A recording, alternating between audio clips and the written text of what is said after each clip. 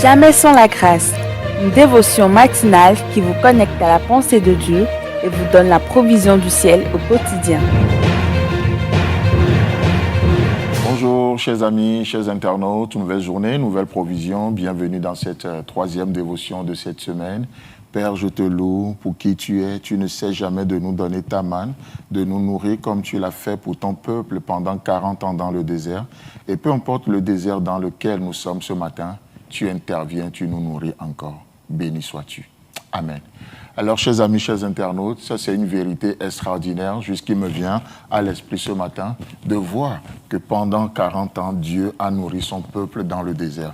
Je ne sais pas, peut-être vous êtes dans un désert financier, un désert émotionnel, un désert, je ne sais pas dans quel domaine, mais ce qui est assez extraordinaire, c'est de découvrir la provision de Dieu dans votre désert aujourd'hui. Et vous savez, comme on est en train de le voir depuis un moment, cette femme, dans Marc chapitre 5, elle était dans un désert sur le plan de sa santé. Elle était dans un désert. Et dans ce désert, Dieu ou Jésus-Christ va intervenir. Là, au verset 30, Marc chapitre 5, le verset 30. Hier, on a vu qu'elle avait touché Jésus et à l'instant même, elle était guérie, n'est-ce pas? Et au verset 30, Jésus connut aussitôt en lui-même qu'une force était sortie de lui et se retourna au milieu de la foule et il dit, « Qui a touché mes vêtements ?» Waouh! Je trouve ça extraordinaire. Hier, dans le verset 29, nous avions vu que cette femme a touché Jésus. À l'instant même, elle fut guérie. Deuxièmement, donc ça c'est sur le plan de savoir au niveau de cette femme. Deuxièmement, elle a ressenti même cela dans ses émotions. Et troisièmement, Jésus-Christ va confirmer cette guérison. N'est-ce pas merveilleux ça? Ce n'est pas juste une illusion. Cette femme ne vivait pas juste dans une illusion, dans un mensonge intellectuel. Non, elle était guérie. Elle ne vivait pas juste dans un mensonge émotionnel, mais elle a ressenti, effectivement. Et troisième niveau, Jésus-Christ va confirmer cette guérison. Et c'est ce que nous voyons. Jésus connut aussitôt en lui-même qu'une force était sortie de lui. Vous savez, ça prend la force de Dieu pour être sauvé. Et ça prend la force de Dieu également pour être renouvelé, pour être transformé à l'image de Jésus-Christ. Tout est de Dieu et tout est par lui et tout est pour lui. Il est l'alpha, il est l'oméga et entre les deux, c'est toujours lui.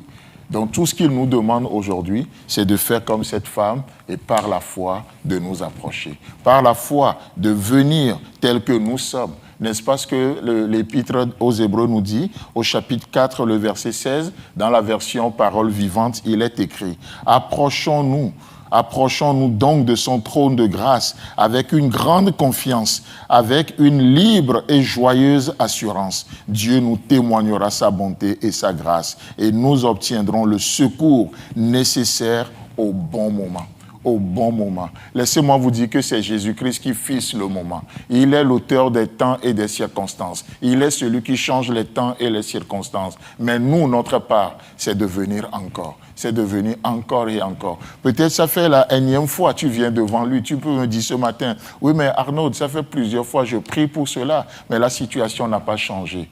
Ne laisse pas la situation déterminer ce que Dieu peut faire. Ne laisse pas la situation limiter Dieu. Ne permets pas à cette situation de t'interpréter Dieu. Non, seul Dieu s'interprète. Dieu n'a pas d'explication à donner à quelqu'un de pourquoi il fait quoi, de quand il fait quoi, à qui. Non. Jésus-Christ va parler à ses disciples de ce que Dieu fera. Et les disciples dans Actes chapitre 1 vont se tourner vers lui, ils vont dire, mais est-ce en ce temps-là que tu vas rétablir Jérusalem?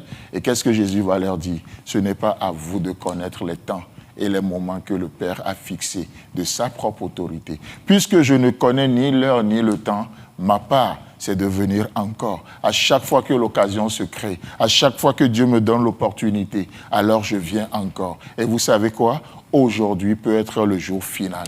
Aujourd'hui peut être le jour de la délivrance. C'est comme Joseph, il s'est réveillé le matin dans sa prison.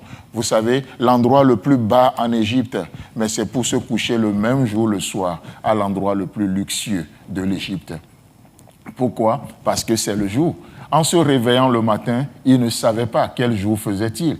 Mais vous savez, c'était le jour de la délivrance. Et je prie ce matin que ce jour soit un jour de délivrance pour toi au nom puissant de Jésus-Christ. Amen. Si vous avez aimé cette émission, parlez-en à vos amis. Parlez-leur du message de la grâce et de ce qu'il fait dans vos vies.